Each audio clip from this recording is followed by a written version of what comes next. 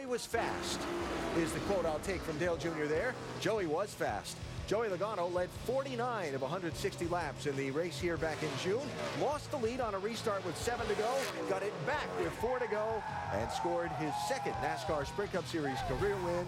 And a huge day for Joey Logano here at Pocono back in June.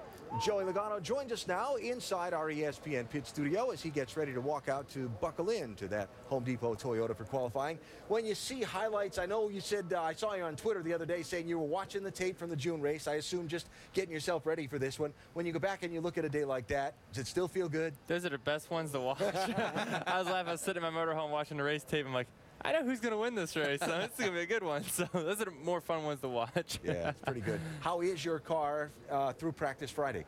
I think it's okay. I think we had to work on it a little bit more than we had to the first time we were here. They changed the side skirt rule on us. Obviously, they shortened them up. So it changes up some of the package, changes up the handling. We got the same exact car, but we just had to change up a lot of things. So I felt like we had pretty good speed the first practice. The second practice, we weren't as fast as we wanted to be. But I don't think we're that bad either. So I still think we got a good shot at it here.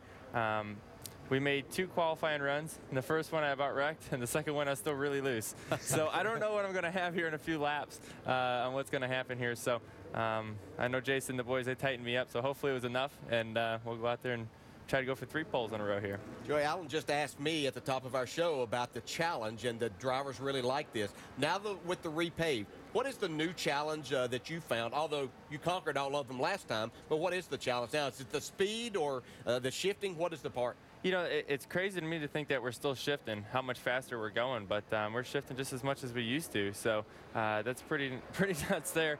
But it's a lot different. I think the setups are way different because you know how bumpy it was here before. Now everyone's just trying to get their their aero platform the best they possibly can get because that's really the biggest deal now. So the setup's way different. Driving it is still similar. Turn 2 still the tunnel turn, and still you got to be on it by this much all the time.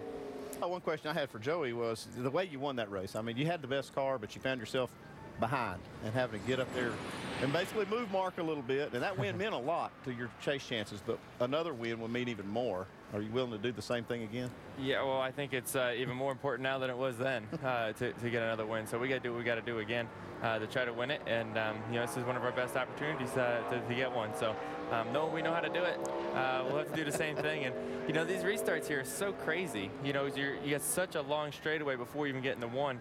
And, Dale, when cars go side by side and they side draft you, even if you get that jump on the initial start, a lot of times they'll side draft and be in front of you before you get into one. So time in the starts and working the aero battle into turn 1, it's pretty intense before you even get to the corner because you get such a long straightaway. Well, it made for a great race and an exciting finish. It was a great race for sure. Was your intention as you went down into one just to maybe loosen Mark up, or I know you eventually touched him just a little bit there, but did you just think you could get to his back bumper without really hitting him and get him loose enough to make the pass then? Yeah, the intentions was to get right on his back bumper, and that takes so much air off the rear spoilers of these cars and makes them so loose. I knew that was my shot to get him.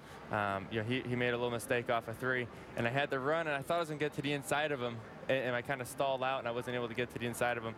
So I knew I was going to be lined up to him, and this is my best shot to pass him, and try to get right up on him. And I think he started to get loose, and then that gave me a little extra, and I really got to him. And I was like, oh, and I was so happy he saved it. I was like, oh, shoot. And then I was like, okay, we're all right. Yeah.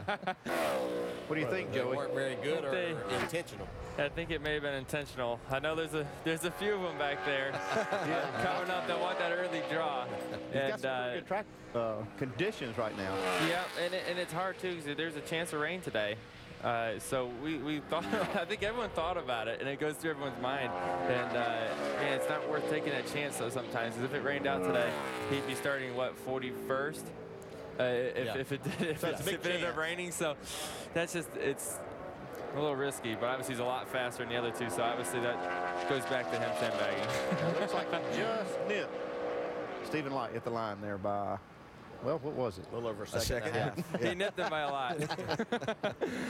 The winner here back on June the 10th, Joey Logano, driver of the Home Depot Toyota for Joe Gibbs Racing, is joining us in the pit studio. Not only was he the race winner, He won the pole for that race also. And during the commercial breaks, it's been kind of funny listening to Joey try and decide how this qualifying lap's going to go and just what exactly you're going to have under you when you go screaming off into turn 1. You never know. That's the tough part about qualifying. You got to barrel it off in the 1 like you know what you got, and you know it's going to be the best race car ever. And then when you turn in there, then you really realize, okay, here's what I got. And you got to try to, you know, figure out how to change what you got to do to fix that. So it makes it tough. But, you know, the good thing about here is you do have turn 2 and turn 3 leading up to the green to kind of get a good feel for what your car's doing. Hey, Joey, to go that much faster on this racetrack, 7 miles per hour over what you ran last August, are you driving the car in the corner any further, or is it just that you have that grip to kind of let it roll, not as much braking, can get back to the gas earlier? I think the big thing is just letting it roll. You know, I think that's where some of the speed comes. And obviously, you do drive it in a little bit harder because you're always trying to get that little bit more. But, you know, I think a lot of these places, when you qualify, you get your foot off that brake pedal, that just lets the car roll and keeps that minimum speed up through the center of the turn. Track just lost a little bit of grip. I hope so. I like holding the track record. I want to keep that. I want to hold that on for a long time. You know, Casey Kane held it here for a long time, so I wouldn't mind having that for a while. That'd be cool. Travis Plumple in the other BK Racing machine. Up the racetrack there. Yeah, had a little trouble there. There's a lot of things going on in every one of these turns when you're shifting. You know, it's you're right in the center of the turn, and you're trying to take your hand off the steering wheel and grab a downshift in the middle of all that. It makes it very tricky. And you see a lot of people do it different ways. Some people grab their downshift right before they go to gas. Some people grab it a little earlier going into the turn. That car was kind of walking up off of the tunnel turn there for him. Yeah, I was talking to a driver yesterday, Joey, that was telling me that if you shifted where you really felt like you needed to, it's almost too late because you're back in the gas so soon in these corners. Yeah, it's a timing thing. Yeah. You know, if you do it too early, you're going to overrev your motor. So you got to wait till you get down in the corner. But as you're getting down in the corner, you want both hands on the wheel here. You don't really want to take your hands off, but eventually you get comfortable doing it. He should be ready to go. During the commercial a while ago, we saw his car on a Brad Daugherty out talking to him, so he has all his instructions. No excuses. Yeah, what was he saying to him, Joey? You're sitting in Brad's chair right now. Junebug! No, he looks a little free right there coming up to speed. But I know Brad's got a late model or something. He races a lot. I know Colin Preston, my roommate, talks a lot about that. He runs every now and again. I don't know how he fits in a race car, but I guess he does somehow. He crumbles in it. Yeah, he's got a truck, an older truck that he fitted to him. He extended the cab. You can't believe this thing. I mean, it's got all the leg room in the world. If I try to get in it, I can't even reach it. I mean, I'm back a foot away from the pedal. Swimming in that thing. I'm not sure there's a bigger race fan around than Brad, and I mean that in multiple ways. Yeah. Bobby Labonte, former winner at Pocono on a few different occasions. But it looks like that turn 1 area was, again, compared to Kurt Busch's lap, difficulty for Bobby. Yeah, Joey saw him get a little bit loose in 3. What's that do to your psyche? It doesn't help it. That's for sure. And he's still really loose. And you know, you're trying to push as hard as you can, but if you go over it, you lose a lot of time. So you're just trying to get right to that limit without going over. He knew what he had, but it's just going to be really tough to qualify a really loose car here. And right there, when you finally finish that, you can breathe again and let go of the steering wheel with that grip you had on it, right? About 85% of the time I get done qualifying, I got a little shakes going on. Joey Logano with us, the pole winner and race winner here at Pocono Raceway in the first race of this season back on June 10th. Of course, Joey, he's got a lot going on. He's trying to find a way to race into the chase, got to win another race, right? And, of course, still the focus on where's it going after 2012? You have anything more you can tell us about next year? I'm still looking around and weighing my options out, and I think that's you know, what you got to do at this point is you know, make the best decision for my future and wherever that's going to be. So it is a pain in the butt. I'd like to just get it done and be over with it, but at the same time I got to be methodical about it and think about every situation that can happen and go from there. Yeah, it's got to help though if you can get another win and make the chase. That has to open up a lot of options, a lot more options than would be available if you don't make the chase. But you still had a pretty good year by winning at least one so far. Yeah, we got at least one, and you know, I think we're definitely capable of getting at least 1 or 2 more. And you know, as long as we just stay on track and keep focused, you know, I think we're doing a really good job considering all this other stuff that's going on. So I think we can keep doing that. Nationwide Series, we got 5 wins over there, so that's going super.